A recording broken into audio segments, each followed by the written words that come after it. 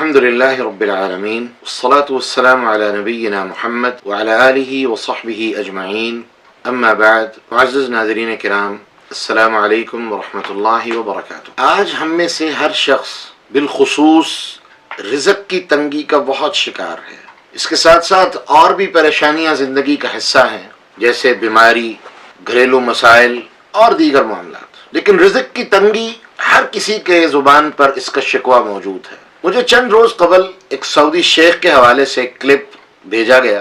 فرماتے ہیں کہ میں پریشان تھا اور اسی پریشانی میں اپنی بہن کے گھر گیا اور میری بہن نے میرے چہرے سے پریشانی کو دیکھا اور مجھ سے سوال کیا کہ بھیا کیا بات ہے، آپ پریشان محسوس ہوتے ہیں. تو میں نے اسے بتایا کہ ہاں میں پریشان ہوں اور رزق کے اسباب اور رزق کی تنگی کی وجہ سے میں پریشان ہوں. تو میری بہن نے مجھے ایک وظیفہ بتایا، ایک دعا بتائی اور کہنے لگی کہ میں نے یہ دعا کا تجربہ کیا ہے اور مجھے اللہ نے بہت فائدے دیے ہیں، آپ بھی تجربہ کیجیے. اور وہ دعا تھی، اللہم انی اسألک من فضلک ورحمتک فإنہ لا یملکها الا انت. وہ شیخ کہتے ہیں میں نے اس دعا کو پڑھنا شروع کیا، 24 گھنٹے ابھی مکمل نہیں ہوئے تھے، اللہ رب العالمین نے اپنی رحمت سے میرے لیے آسانیوں کے معاملات فرما دیے. اور جوں میں اس دعا کو اور پڑھتا گیا، میرے اللہ نے میرے لیے اور آسانیاں فرما دی، اور زیادہ معاملات فرما دی. وہ فرماتے ہیں اس کے بعد میں نے اس دعا کی جب تحقیق کی تو مجھے یہ پتا چلا کہ یہ دعا تو امام الانبیاء جناب محمد الرسول اللہ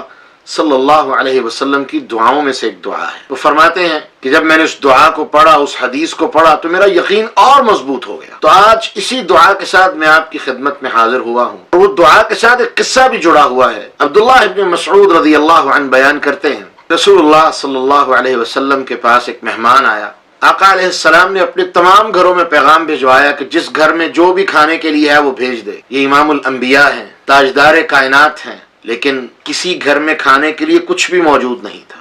رسول اللہ صلی اللہ علیہ وسلم کی زبان مبارک سے یہ کلمات نکلے اور انسان خود تصور کر سکتا ہے کہ جب آپ کے سامنے آپ کے گھر میں کوئی مہمان بیٹھا ہو اور آپ کے پاس اتنا بھی نہ ہو کہ آپ اسے کھلا سکیں، تو انسان کے دل پہ کیا گزرتی ہے. اور اسی کرب میں رسول اللہ صلی اللہ علیہ وسلم نے کلمات کہے، اللہم انی اسألک من فضلک ورحمتک فإنہ لا یملکها الا انت. اے اللہ، میں تجھ سے تیرے فضل کا اور تیری رحمت کا سوال کرتا ہوں. فإنہ لا یملکها الا انت، کیونکہ تیرے علاوہ کوئی فضل کرنے والا اور رحمتیں کرنے والا ہے ہی نہیں، کوئی اور ہو ہی نہیں سکتا. ادھر یہ دعا مکمل ہوئی، ادھر اللہ نے اپنی رحمتوں کا معاملہ فرما دیا.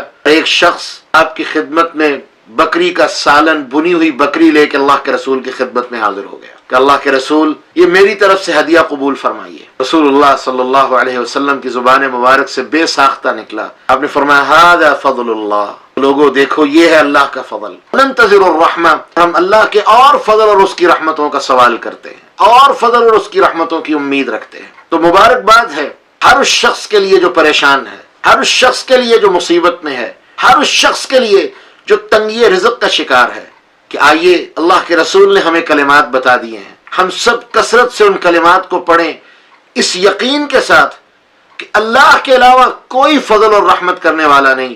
جب یہ یقین کامل ہوگا اور ہم اللہ سے اس کا فضل اور اس کی رحمت کا سوال کریں گے، اللہ اپنی رحمتوں سے لمحات میں ہماری مدد فرمائیں گے، لمحات کے اندر ہماری مشکلات کو آسانیوں میں بدل دیں. اس روایت کو امام طبرانی نے معجم الکبیر میں روایت کیا ہے، امام حیثمی نے اپنی کتاب مجمع الزوائد میں نقل کیا ہے، امام ابو نعیم الاصفہانی نے اپنی کتاب حلیۃ الاولیاء میں نقل کیا ہے. اللہ سے دعا ہے اللہ رب العالمین مجھے اور آپ کو اس پر عمل کرنے کی توفیق عطا فرمائے، اور اس دعا کی برکت سے ہماری ساری پریشانیوں کو اور بالخصوص رزق کی پریشانیوں کو اللہ دور فرما دے. وآخر دعوانا ان الحمد للہ رب العالمین.